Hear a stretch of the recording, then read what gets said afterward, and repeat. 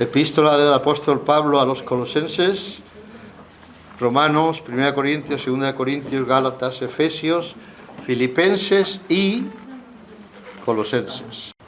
Estamos en el capítulo 1 y vamos a leer los versículos del 15 al 19. 15 a 19.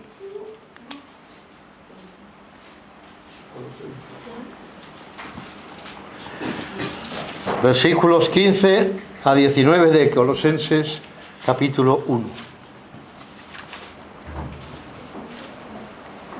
Y dice la palabra del Señor, Él, hablando del Señor Jesucristo, el versículo 14 nos da pie para pensarlo, quizá unos versículos antes también, pero dice, en quién, o el 13, el cual nos ha librado de la potestad de las tinieblas y trasladado al reino de su amado Hijo, hablo de Dios, y ahora hablando del Hijo, dice, en quien tenemos redención por su sangre, el perdón de pecados. Él es la imagen del Dios invisible, el primogénito de toda creación, porque en Él fueron creadas todas las cosas, las que hay en los cielos y las que hay en la tierra, visibles e invisibles, sean tronos, sean dominios, sean principados, sean potestades, todo fue creado por medio de Él y para Él. Y Él es antes de todas las cosas, y todas las cosas en Él subsisten. Y Él es la cabeza del cuerpo, que es la Iglesia. Él que es el principio, el primogénito de entre los muertos, para que en todo tenga la preeminencia, por cuanto agradó al Padre que en Él habitase toda plenitud. Con la ayuda del Señor vamos a meditar en estos versículos y en este día quisiéramos enfatizar o estudiar o meditar o adentrarnos en la grandeza de Cristo. En la tercera parte hemos tenido la grandeza de Cristo respecto a Dios, la grandeza de Cristo respecto a la creación, y hoy nos tocará la grandeza de Cristo respecto a la Iglesia. Sin embargo, quisiéramos, antes de dejar el tema del que nos llevó la semana pasada, había una palabreja por ahí que estudiamos, aprendimos o memorizamos. Se llamaba, ¿cuál es esa palabrota? ¿Cómo proto? Prototocos. Prototocos. Muy bien. ¿Alguien se acordaba? Ahora sí, ¿no? Claro, sí, ¿verdad? Prototocos. Muy bien, pues antes de dejar el tema, quisiera hacer una añadidura de lo que ya dijimos la semana pasada. Tratamos de dejar claro la semana pasada de lo que significaba la palabra prototocos, que no solo se refiere, y eso es lo que queríamos enfatizar, al primer nacido. Primogénito es la palabra prototocos. Pero significa prototocos solamente el primer nacido. No. Lo vimos, y déjame hablar un poquito más acerca de eso, casi como preámbulo para lo que vamos a decir después. Un primogénito no se pone. Y leíamos en el Salmo 89, versículo 27, a que también nos referimos la semana pasada, dice, yo también, dice el Señor, yo también le pondré por primogénito el más excelso de los reyes de la tierra.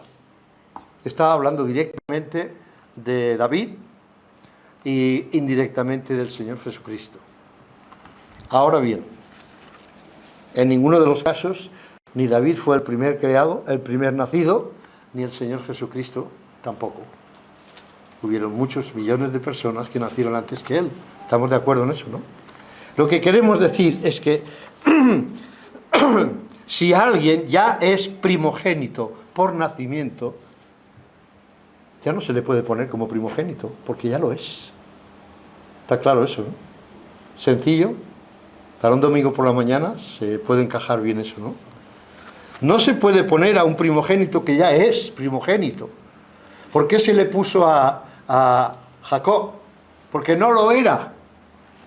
¿Por qué se le puso a Efraín? Porque no lo era. ¿Por qué se le puso al Señor Jesús? No era el primer nacido. De María sí. De María sí. Pero nada más que de María, pero no de entre todos los nacidos. ¿De acuerdo? Cuando alguien es primogénito no se le puede poner como primogénito. De manera que el principio de este pensamiento es que el Señor Jesucristo es el primogénito de todas las cosas creadas. Hacíamos referencia, no me quiero alargar en este punto, pero hicimos referencia la semana pasada a lo que dicen los testigos de Jehová. ¿Se acordáis? De todas las cosas, como si fuera Él el primero de todas las cosas creadas. Y no es el sentido que la palabra del Señor nos enseña, precisamente porque la palabra primogénito, prototokos, no significa solamente primer nacido o el que rompe la matriz, ¿os acordáis? Es el preeminente, el que tiene la autoridad o potestad sobre todo lo creado. Es el principal de toda la creación, el que está por encima de todas las cosas. No olvidemos que el propósito del apóstol Pablo era establecer, mostrar a los colosenses la supremacía del Señor Jesucristo. Él es sobre todo. Dice cosas como, por ejemplo, porque en Él habita corporalmente toda la plenitud de la deidad. En un momento hablaremos de la palabra todo, toda, todas. Así que vamos a ver lo que significa cuando dice toda la plenitud de la deidad. De manera que encontramos que el Señor Jesucristo, cuando su Padre le nombra, no le nombra como primogénito, le nombra como unigénito, porque tiene que ver con su Padre. Él es el unigénito. Primogénito significa el primero de una serie. ¿De acuerdo? María tuvo a su hijo primogénito. Ahí ya tenemos para pensar que tuvo más hijos. No fue el hijo unigénito de María. ¿De acuerdo? Fue, y lo dice la Biblia, primogénito. Pero cuando el Señor habla de su hijo, habla de unigénito, porque no hay más. Ahora, encontramos también que se nos dice que Cristo es el primogénito de los hermanos de la fe. Romanos 8:29 es una frase y puedo leerla por vosotros. 8:29 dice, porque Él, refiriéndose a Cristo, para que Él, sea el primogénito entre muchos hermanos. ¿Significa eso que Él sea acaso el primer creado? ¿El primer hombre creado? ¿Significa acaso que Él es el primero salvo? Porque está hablando de hermanos y eso significa personas que han sido salvas. ¿De acuerdo? No, por supuesto que no. Lo que entendemos es que Él es el principal entre muchos hermanos. ¿Es así? ¿Quién es el principal entre nosotros? El Señor Jesucristo. No hay otro. No hay forma de entenderlo de otra manera. Solo quería enfatizar, como digo, pero es importante que entendamos, prototokos no significa solamente el primer nacido, sino el preeminente. Cuando dice que es, como hemos leído ahí, que es puesto, ¿no? Yo le pondré por primogénito. No puedes poner primogénito a uno que no lo es, a menos que primogénito signifique preeminente. ¿De acuerdo? Muy bien. Entramos en el punto que nos lleva hoy, de estos 3 mensajes que vamos a tener o estamos teniendo con el de hoy sobre Colosenses. Vamos a tener más estudios o mensajes, pero hemos visto la grandeza de Cristo respecto a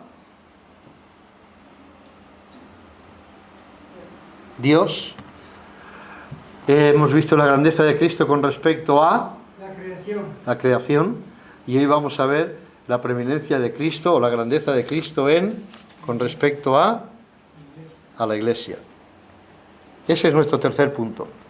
El versículo 18 dice: Él es la cabeza del cuerpo, que es la Iglesia, Él que es el principio, el primogénito entre los muertos, para que en todo tenga preeminencia. Y hay tres palabras aquí para considerar brevemente. La cabeza, Él es la cabeza, es el principio, es el primogénito entre los muertos. Os ruego que tengáis las Biblias abiertas en este pasaje, porque a lo mejor tendréis que, si queréis, subrayar algunas palabras, pero no entramos todavía en eso. Lo primero que vamos a destacar es que Cristo es la cabeza del cuerpo, que es la Iglesia. La cabeza. La significa, bueno, no vamos a entrar en categorías gramaticales, pero es un artículo definido femenino, ¿verdad?, que significa único. El o la significan único. Los o las significa pluralidad. ¿Sí? Bien. Entonces, cuando dice Él es la cabeza, hace referencia a la única cabeza. ¿Estamos de acuerdo? La única. Es lo mismo que cuando decimos que, y dice el Señor Jesús, que yo soy el camino, la verdad y la vida. ¿El camino quiere decir que es un camino para llegar a Dios? ¿O es el camino absoluto, no hay más?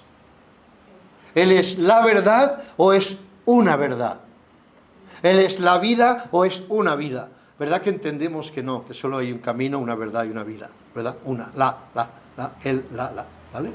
Bueno, pues lo mismo es aquí. Él es la cabeza de la Iglesia. La cabeza. No hay otra cabeza. Sencillamente no la hay, ni visible ni invisible. ¿Y sabéis por dónde voy? ¿Quién es la cabeza visible de una tal iglesia institucional, romana, etcétera? ¿Quién es? El Papa. Mi padre no, por eso, ¿eh? No hay cabeza ni visible ni invisible. Él es la cabeza de la Iglesia. La palabra cabeza en griego es cefale o céfale.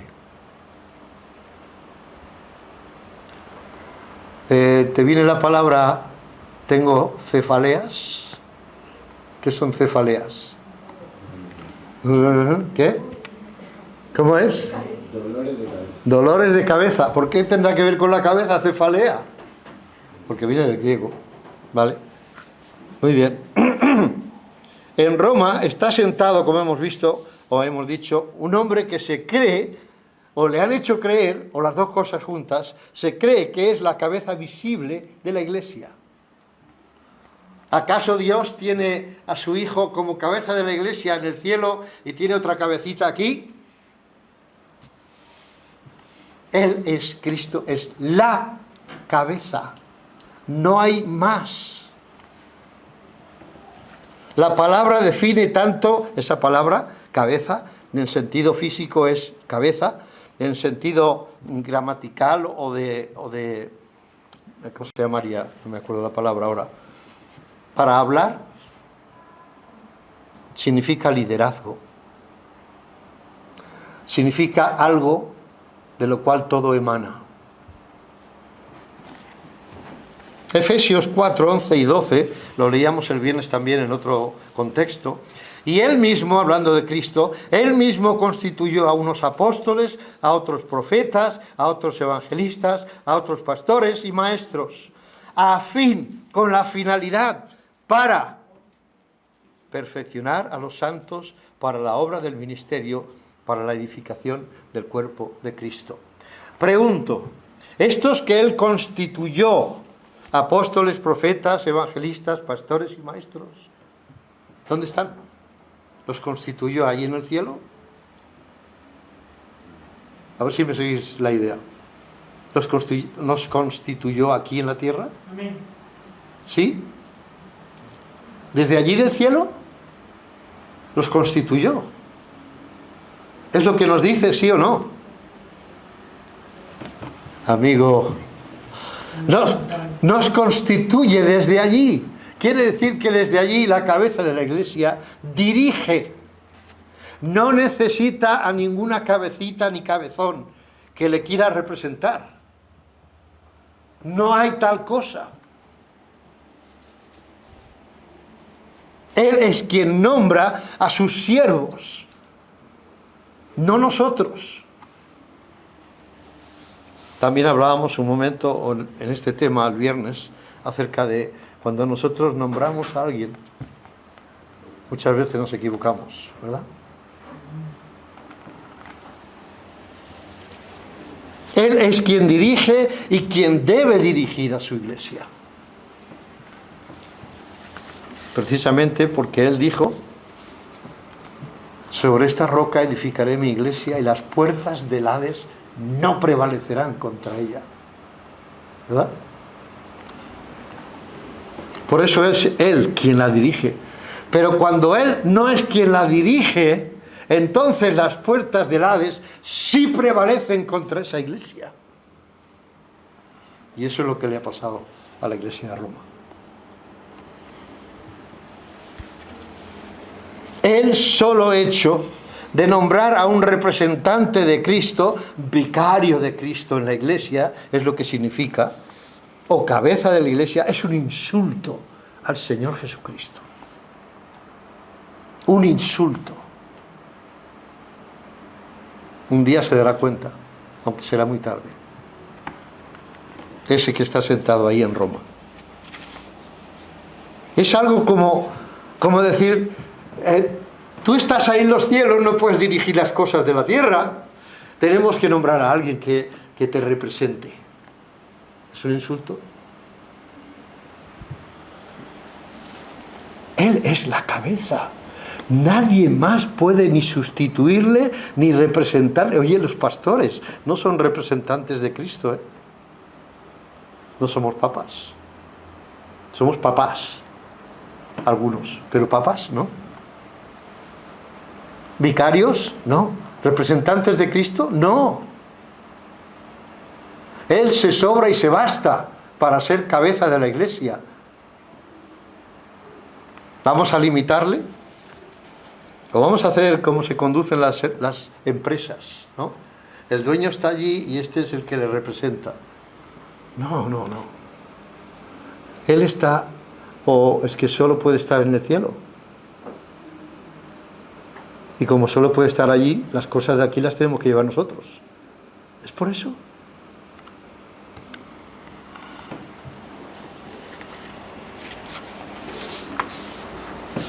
Sobre esta roca edificaré mi iglesia. Edificaré. ¿Quién edifica la iglesia, hermanos? ¿Quién edifica la iglesia? ¿Los hombres? No. Dice que Él nombró a estos profetas, o sea, apóstoles, profetas, evangelistas, pastores y maestros, con la finalidad, a fin de perfeccionar a los santos, para que sean herramientas para edificación de los creyentes. Punto. Pero yo no edifico a nadie. A menos que el Espíritu Santo obre en nuestros corazones. Ningún pastor edifica a nadie. ¿Estás de acuerdo?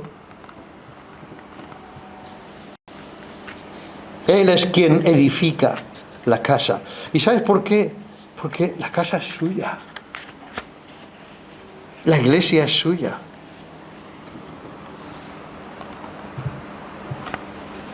Él es su cuerpo.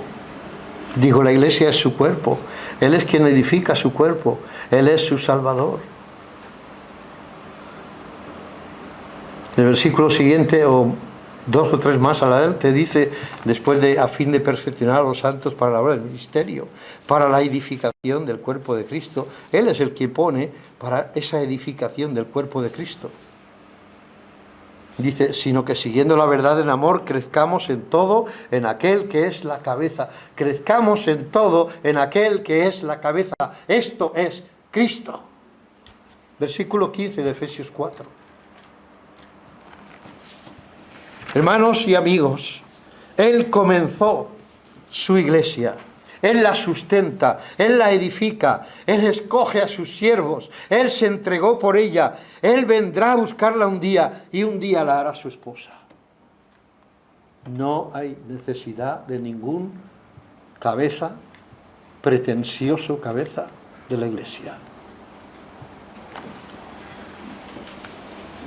¿Quién puede sustituirle? ¿Acaso es que se ha quedado corto el Señor y tiene que haber hombres que le ayuden? ¿Que le representen? ¿Que dirijan a su iglesia? Esa es una de las señales que esa iglesia no es la iglesia. ¿Me explico? Esa es una, hay más, pero no es mi tema hoy.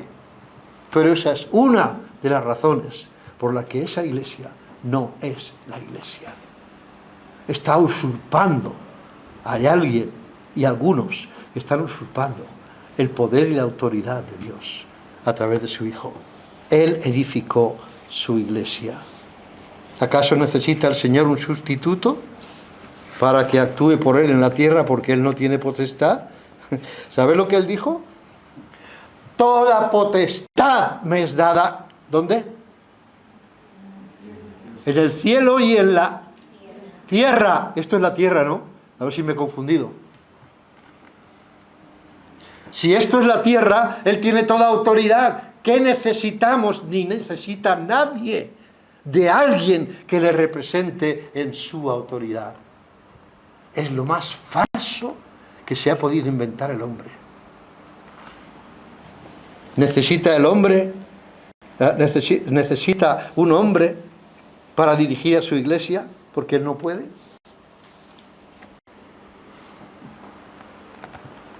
El Señor Jesús, después que resucitó, dijo a sus discípulos: toda potestad me es dada en el cielo y en la tierra. Por tanto, id. Tengo potestad para enviaros. Id en mi nombre. Id, predicad el Evangelio. Id y haced discípulos a todas las naciones. Id, ¿por qué? Porque yo os envío. Yo tengo toda potestad. Es fácil entenderlo, hermanos, ¿o no? La palabra o las palabras toda potestad me es dada en el cielo y la tierra. Por tanto, y toda potestad significa todo poder. ¿Es lo que significa? Tengo todo el poder en los cielos o en el cielo y en la tierra. Toda potestad, todo poder. En griego es pas exousia. Paz, exausía. Y vamos a entrar en lo que he dicho antes de la palabra paz. Si tenéis la Biblia abierta ahí, en estos versículos, especialmente el 16 en adelante, veréis un énfasis. Todo poder, paz, exausía. Paz, acordaos de la palabra paz. Paz. Fácil, ¿no? ¿Es más fácil que la otra, de Prototocos? Sí. Paz. La palabra paz o pantos son sinónimas, significan todo. Pero todo hablando de absoluto. Cuando dice que todas las cosas ayudan a bien a los que creen, o a los que aman al Señor, todas las cosas les ayudan a bien. Todas, ¿qué significa todas? ¿Todo? ¿No hay alguna posibilidad de que algo a lo mejor se le escape al Señor y no haya ido bien para nosotros? ¿Podría ser? ¿Qué significa entonces todas las cosas? La palabra todas. Paz. Es todo, un absoluto, todo, todo, todo. ¿De acuerdo? Porque si no podríamos decir, bueno, tiene todo el poder, pero no todo, todo, todo, porque todo significa todo. Y es una palabra muy bonita, para mí por lo menos. Es una palabra, ¿sabéis la palabra todopoderoso? ¿Conocéis la palabra? ¿Quién es todopoderoso? Dios. Todopoderoso. ¿Qué significa la palabra todo? Casi todo, la mayoría, mucho, mucho, mucho, mucho, mucho. Todo, es todo. Él tiene todo poder. Pues Pantocratos o Pantocrator, panto es paz. Paz o panto significan todo, absolutamente todo, todo, todo, todo. Ahora, vamos a los versículos 15 a 19. 15 a 19. Por favor, vedlo en vuestras Biblias. Subraya, es una sugerencia, yo sí lo tengo subrayado, mientras lo estaba estudiando, lo estaba subrayando porque me llama mucho la atención esto que vamos a ver. Cada vez que veas todo, es paz. ¿De acuerdo? Paz, P-A-S, paz. Así que vamos a leer versículos del 15 al 19. Él es la imagen del Dios invisible, el primogénito de paz, creación. ¿Lo ves ahí en tu Biblia? No digas que lo has visto, pero no lo has visto. Ahí has visto todo, toda. No has visto paz. ¿Vale? Pero significa paz. ¿Y paz qué significa? Todo. Seguimos adelante, ¿eh? No hemos parado. Porque en Él fueron creadas todas, paz. Todas las cosas, todas, algunas, la mayoría, todas. Y por eso es importante. Porque en Él fueron creadas todas las cosas, las que hay en los cielos. ¿Qué hay en los cielos que Dios no haya creado? ¿Puede haber algo? ¿Puede haber algo en la tierra que Él no haya creado? La palabra paz dice todas, ¿vale? Las que hay en los cielos y las que hay en la tierra. Por eso tiene potestad en el cielo y en la tierra. Él tiene paz, potestad.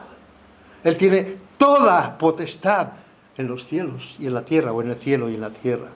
Sean tronos, dice en la tierra, visibles e invisibles, sean tronos, sean dominios, sean principados, sean potestades. Paz fue creado por medio de Él y para Él. Seguimos.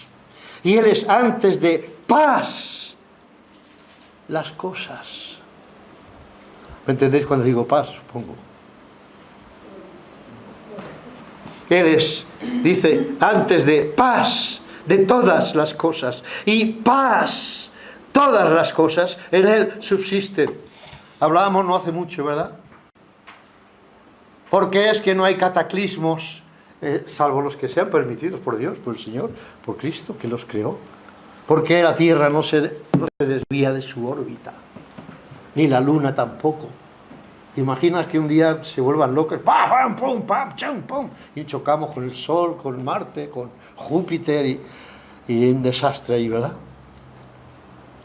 Llevamos 6.000 años de historia, desde la creación aproximadamente, y nunca ha ocurrido. ¿Y sabes qué? No va a ocurrir mientras el Señor no quiera. Porque sí que vendrá un día, que habrán algunos cataclismos y estrellas que se van a chocar con la Tierra. Pero no es el tema hoy en día.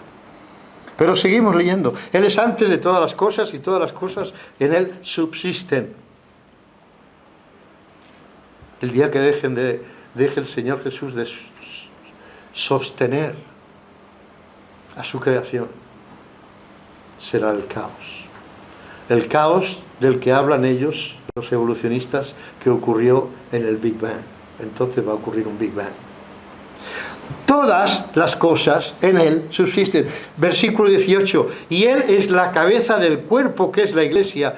Él que es el principio, el primogénito de entre los muertos, para que en paz todas, o en todo, perdón, tenga la preeminencia. En todo tenga la preeminencia. Versículo 19. Por cuanto agradó al Padre que en Él habitase paz, plenitud, toda la plenitud. ¿No te parece curioso ese todo, todas? ¿No te parece en todos esos versículos? ¿Cuál es el énfasis que está proponiendo Pablo cuando escribe a los colosenses? ¿Qué les está diciendo?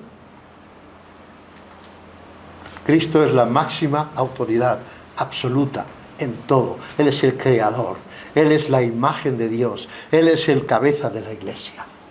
Y todo, creación, la iglesia, y como Dios es Dios mismo, en todo tiene la preeminencia. Y este es de quien yo les estoy predicando, señores de Colosas. Epafras me ha explicado algunos de los problemas que están entrando en la iglesia. Y yo quiero que entendáis, no hay otra cosa que Cristo. Cristo es suficiente. Cuando hablamos del versículo 8, que vamos a leer el 8 y el 9. El 9 era. Dice, porque en Él habita corporalmente paz, toda la plenitud de la deidad. ¿Significa que es un semidios? ¿Significa que es un casi Dios todopoderoso? ¿Todavía le falta un poquito? ¿Qué significa paz? La plenitud de Dios está en Cristo. La plenitud de Dios está en Cristo, en su forma corporal. ¿Es que el Señor Jesucristo, cuando ascendió a los cielos, se volvió espíritu? ¿Cuántos piensan eso? Cuando estaba en la tierra y antes de ascender, tenía un cuerpo, ¿no? Incluso podía comer, pero también podía atravesar paredes. Pero tenía un cuerpo, ¿sí o no? Pero cuando ascendió, ¿dejó de tener cuerpo? No. Él sigue teniendo cuerpo. Allí en la Trinidad, en los cielos, junto a Dios Padre. Él sigue teniendo un cuerpo. Y aquí nos dice, porque en Él habita corporalmente, en su cuerpo. No, eso no era para cuando estaba en la tierra. Sigue. Habita es una palabra que es un presente continuo en el griego. Significa que eso continúa para siempre, no se cambia. ¿Vale? Eso es lo que significa. Habita. Y hasta que te canses y mucho más. Y en toda la eternidad, habita. La plenitud. ¿Qué significa plenitud? La plenitud, toda plenitud. Son dos palabras muy importantes, hermanos. Toda paz, la plenitud de la deidad. La deidad es Dios. Sé que hay algunos que incluso usan la palabra divinidad para Cristo. Yo prefiero escoger la palabra deidad para cuando hablo de Cristo. Divinidad es algo que tiene que ver con divino, pero no tiene que ver con que sea Dios. Una cosa puede ser divina y no ser Dios mismo. ¿Estamos de acuerdo? Pero deidad solo puede ser Dios. Por eso me gusta usar la palabra cuando hablo de el Señor Jesús.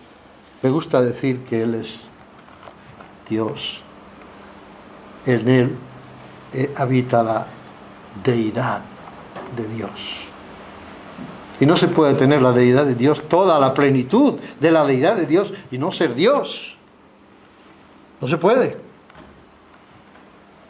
Los testigos dicen, bueno, cuando habla de que el Hijo, el que me ha visto a mí, ha visto al Padre, ellos dicen, bueno, ves a un hijo de un padre y hay ciertos parecidos, ¿no? Entonces, hay veces que dicen, oye, a mí me lo han dicho de mi padre, hace muchos años, y ahora no sé si me lo dirían. Yo creo que cuando me miro al espejo veo algo de mi padre en mi cara. Y en mi cuerpo veo algo de mi madre también.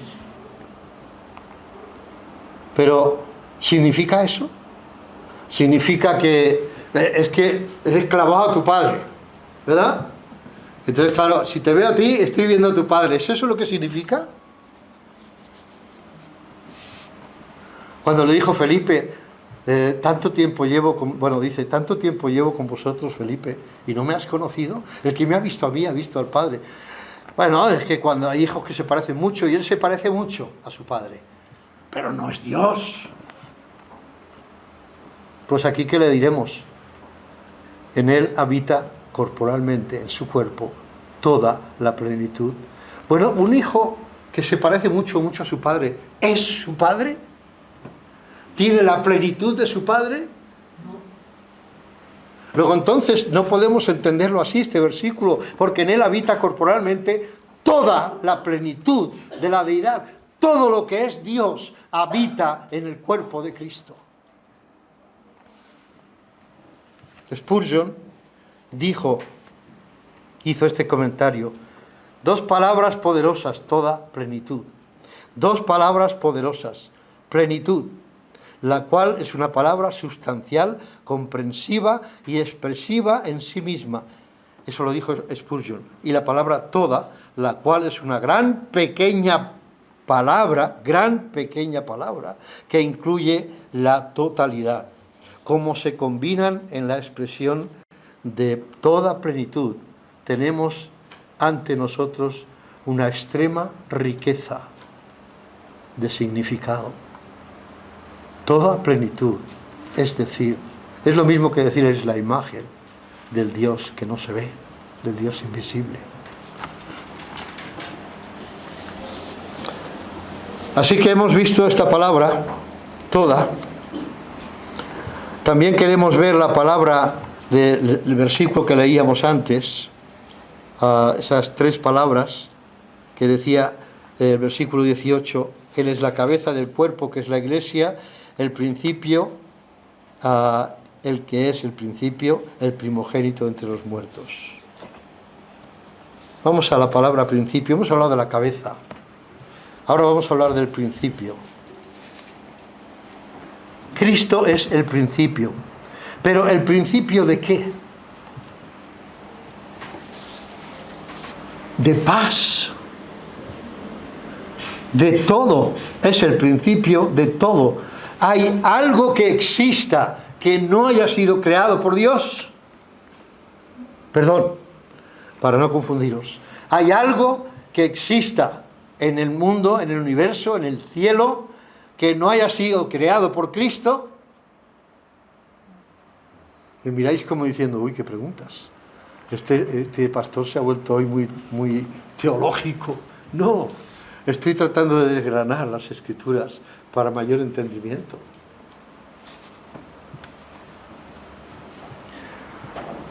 En él, dice el versículo 16, fueron creadas todas las cosas, las que hay en los cielos, las que hay en la tierra, visibles e invisibles, sean tronos, sean dominios, sean principados, sean potestades, todo, paz, fue creado por medio de él y para él. Leíamos la semana pasada en Juan capítulo 1, ¿verdad?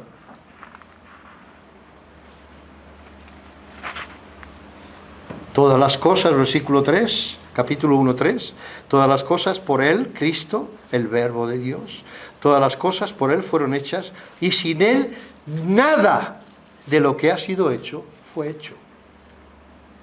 ¿Es suficientemente absoluto eso? Todo es todo y nada es nada. Aunque hay algunos, ya lo dije la semana pasada, lo digo por los que no lo oyeron, pero hay un señor por ahí muy inteligente, parece ser, listo no, pero inteligente sí, tiene mucho conocimiento, pero le falta saber aplicarlo.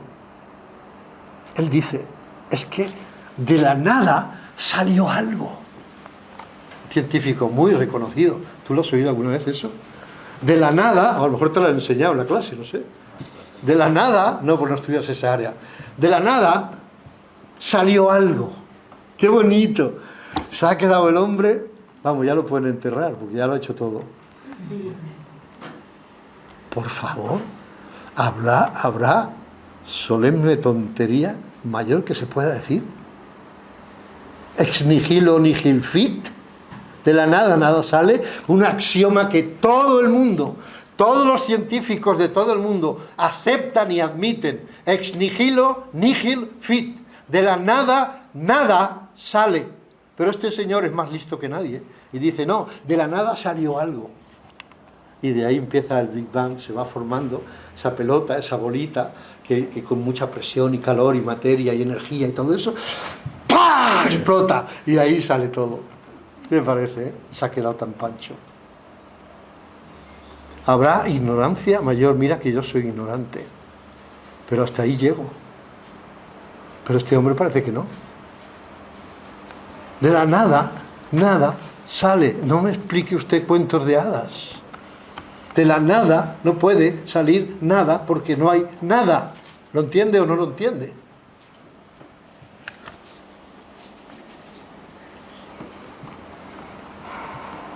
Bien, estamos hablando del principio.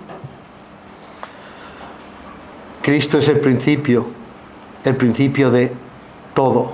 La palabra principio es arque en griego y significa principio, primero, origen, potestad, autoridad, principio, ya lo he dicho, principio elemental, es por eso que pone otra vez principio, y gobernante.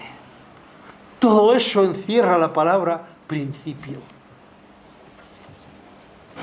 Él que es el principio, de quien todo emana, todas las cosas emanan de Él. Así que Cristo es ¿Alguien se acuerda de la palabra griega para cabeza?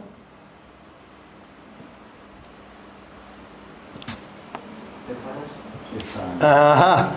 Pensé que os ayudaría eso de estar con dolor de cabeza, digo. Vale. No cefalea, ¿eh? No, cefalea. Y tenemos la palabra arque, que significa origen, potestad, principio, etc.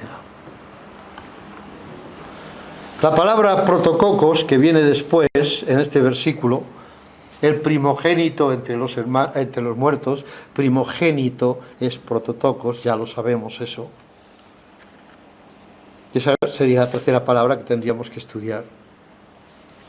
Ahora, ¿qué entendemos cuando leemos el primogénito de entre los muertos? Primogénito, prototocos entre los muertos. ¿Qué entendemos en esta frase? ¿Fue el primero en resucitar?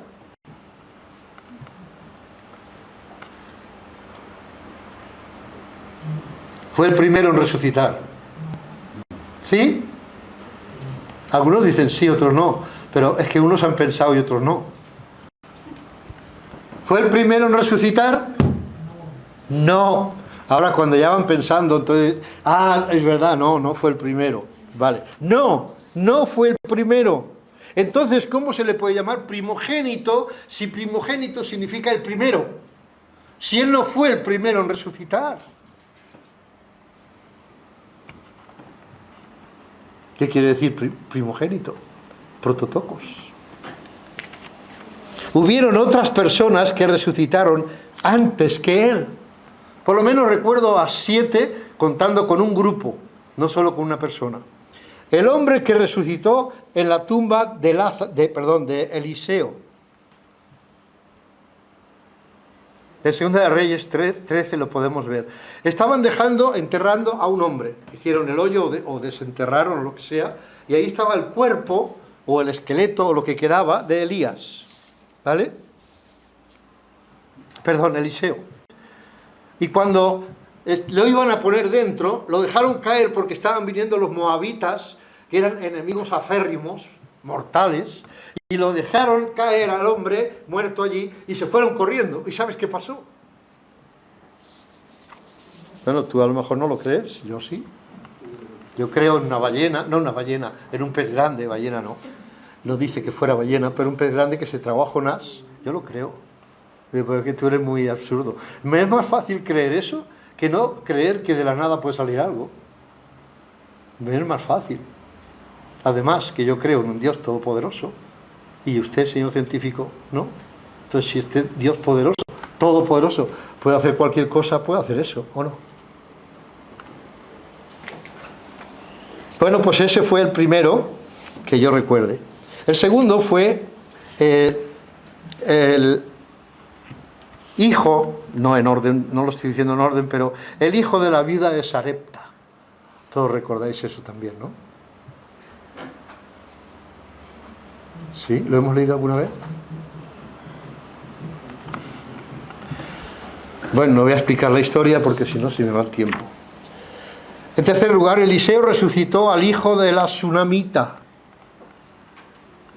En cuarto lugar, el Señor Jesús resucitó al hijo de la viuda de Naín.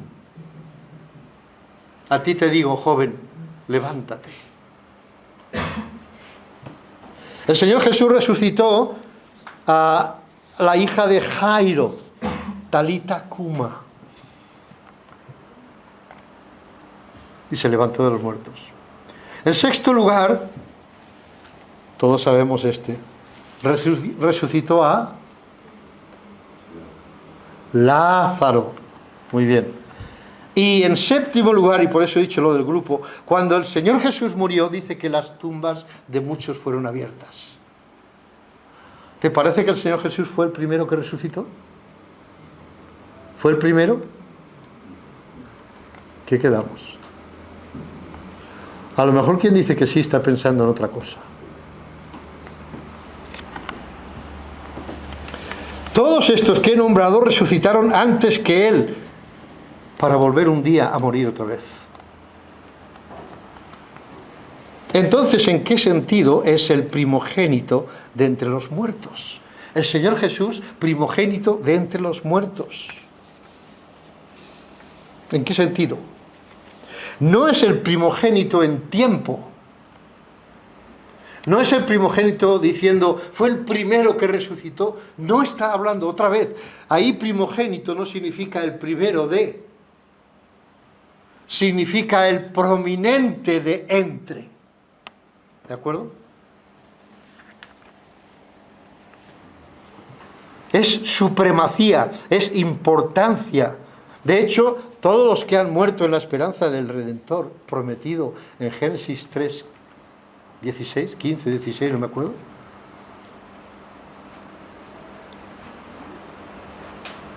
Cuando dice a Satanás, a la serpiente, que de la simiente de la mujer vendría alguien que le heriría, nacerá, alguien que le había de herir en la cabeza.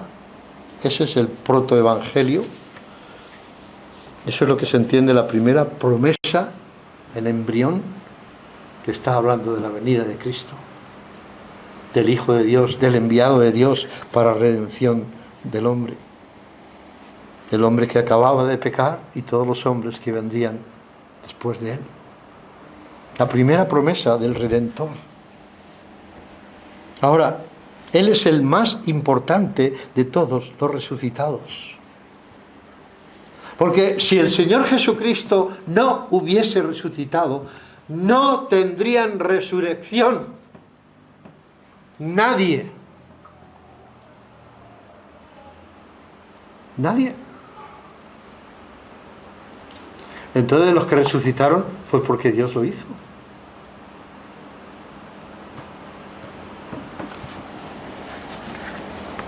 Pero es cierto que van a resucitar los impíos también, los incrédulos, para el juicio del gran trono blanco. Sí. ¿Existe la resurrección porque Cristo resucitó? No quiero decir eso, no. Lo que quiero decir es que si Cristo, dejádmelo ver un momento, en 1 Corintios 15, esto está fuera de mis notas, pero bueno, y otras cosas también. Pero el capítulo 15 dice, mas ahora Cristo ha resucitado de los muertos, primicias de los que durmieron es hecho, aparche o aparque, primer fruto. Y luego dice, luego nosotros, pero cada uno su debido orden, Cristo las primicias, aparque, luego los que son de Cristo en su venida. Pero si se predica, dice el versículo 12 del capítulo 15, si se predica de Cristo que resucitó de los muertos, ¿cómo dicen algunos entre vosotros que no hay resurrección de muertos? Porque si no hay resurrección de muertos, tampoco Cristo resucitó, porque claro, no hay resurrección, no existe. Si Cristo no resucitó, vana es entonces nuestra predicación, vana es también vuestra fe, y somos hallados falsos testigos de Dios, porque hemos testificado de Dios que Él resucitó a Cristo, el cual no resucitó si en verdad los muertos no resucitan. Porque si los muertos no resucitan, tampoco Cristo resucitó. Y si Cristo no resucitó, vuestra fe es vana, aún estáis en vuestros pecados, entonces también los que durmieron en Cristo perecieron, porque no hay resurrección. Y si en esta vida solamente esperamos en Cristo como persona, no resucitado, como cuando vivió, somos los más dignos de conmiseración de todos los hombres. Mas ahora Cristo ha resucitado, primicias de los que durmieron es hecho. Primicias, primogénito de los muertos. Acabamos leyendo versículo 19. 18 dice: para que en todo paz tenga la preeminencia. Porque por cuanto agradó al Padre, versículo 19, que en él habitase toda plenitud. Toda plenitud. Toda. Para que en todo tenga la preeminencia. Este todo, ya lo he enfatizado, no deja nada fuera. Paz. Cristo tiene preeminencia en la creación, todo está sujeto a Él. Todas las cosas subsisten por la palabra de su poder, mal que les pese a los incrédulos. Es así. Todas las cosas por Él fueron hechas, lo hemos leído antes, Juan 1:3. Todo, también Él tiene toda la preeminencia en su cuerpo, que es la Iglesia. Las puertas del mismo Hades no prevalecerán contra su Iglesia. Él es la cabeza de la Iglesia. Él se entregó por ella para santificarla. Él es su Salvador. Ahora, concluyo con estos breves pensamientos. El Padre Dios quiere que en Cristo Él tenga toda la preeminencia. Pero en todo, ¿qué significa todo? Paz. Por lo menos cuando nos vayamos habremos aprendido una palabra. No es que me conforme, pero bueno, ya sería algo, ¿no? Pero ahora vamos a aplicar esto. El Padre quiere que Cristo tenga en todo la preeminencia. Pero nos hemos de preguntar una cosa antes de irnos. ¿Tiene la preeminencia en tu vida?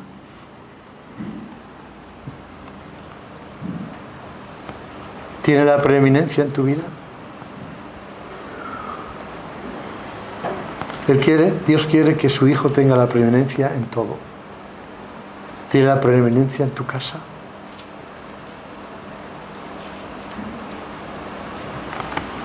¿En la mía?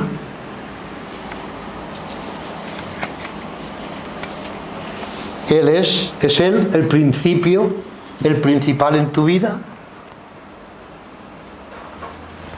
El principal.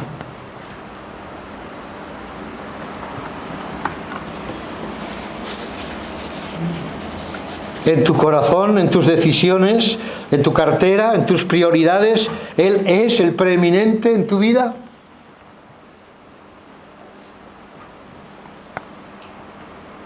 En muchas ocasiones no, ¿verdad?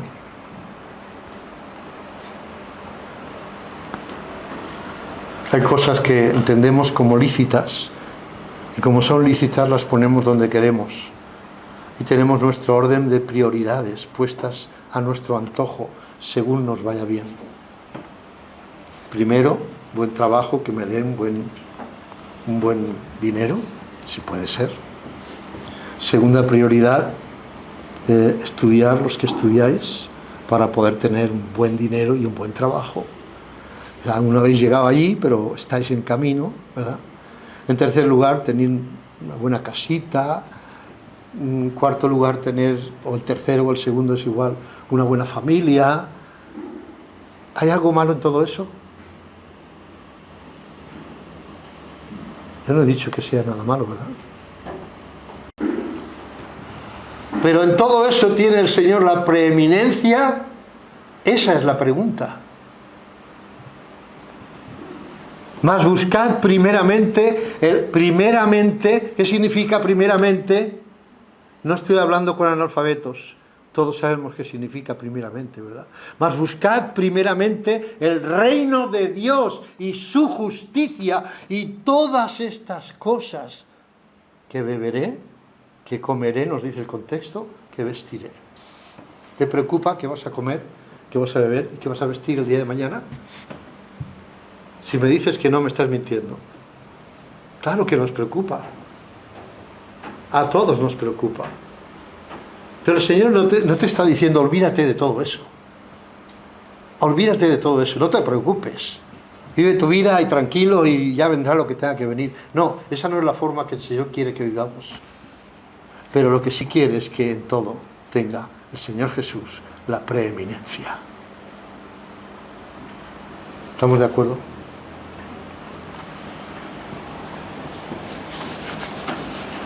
En el corazón, en nuestras decisiones, en lo que pensamos, en lo que hacemos.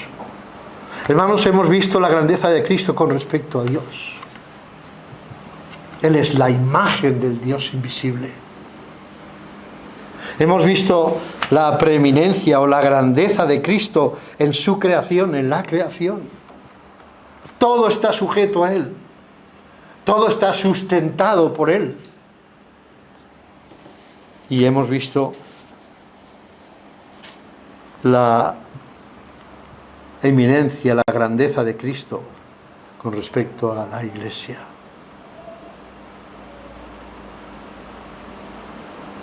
¿Cuál es la grandeza de Cristo en tu casa? Dejamos las cosas para la Iglesia y luego la semana que viene volveremos, o el viernes, a estudiar un poco. ¿Es esa tu vida cristiana? ¿Es esa la mía? ¿Cuál es la grandeza de Cristo en tu trabajo, en tus estudios? ¿Te olvidas cuando trabajas de su grandeza? ¿Cuál es la grandeza de Cristo en tu corazón, en tus prioridades? ¿Tiene Cristo la preeminencia en tu vida? ¿Es Cristo la prioridad en tu vida? Recuerda esto. Es la voluntad de Dios que en todo, ¿qué es todo? Paz. ¿Y qué significa paz? Todo. ¿Y todo incluye tu vida? ¿Tu trabajo? ¿Tus estudios? ¿Tus estudios? ¿Tus decisiones? ¿Incluye todo eso? ¿Todo? Es la voluntad de Dios. Que así sea. Que en todo tenga la prioridad. No olvides el versículo 19 que leímos del capítulo 1. Por cuanto agradó al Padre que en Él habite toda plenitud. Dios quiere que en todo Cristo tenga la preeminencia. Y en todo incluye tu vida y la mía. ¿Estamos de acuerdo? Que el Señor bendiga su palabra, hermanos.